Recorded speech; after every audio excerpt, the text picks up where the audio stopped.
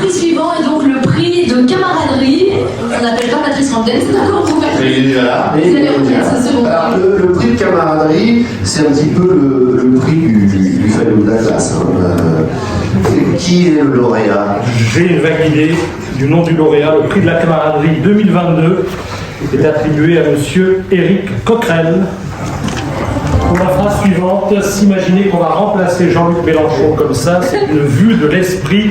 C'est comme se poser la question de qui va remplacer, rien que ça, Jaurès.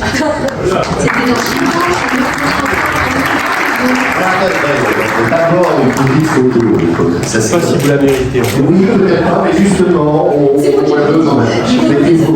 Merci. Il n'est pas marqué prix du Fayot, c'est bon? Non. J'ai appris que ça existait depuis 20 ans, je ne savais pas. Et je me suis dit que c'était intéressant de savoir ce qui faisait rire les journalistes. Parce que nous, on se demande les uns et les autres parfois. Donc voilà, on a une étude un peu sociologique de ce qui vous fait rire.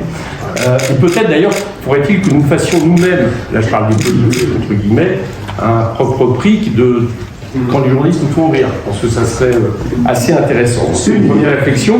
Donc j'ai maintenant une vague idée de ce qui fait rire le journaliste, et notamment de ce que j'appellerais l'humour réaliste. Parce qu'évidemment, pour moi, cette phrase est évidemment réaliste dans cette comparaison entre Jean-Luc et Jaurès.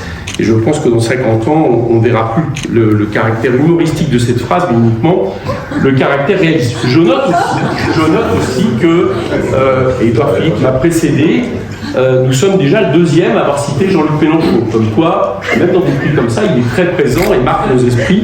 C'est pour moi une satisfaction. Je note aussi, et je trouve que ce prix est agréable parce qu'il permet à certains de faire des discours à ceux qui n'en ont plus beaucoup l'occasion. Président Ferrand, vous m'excuserez de cette...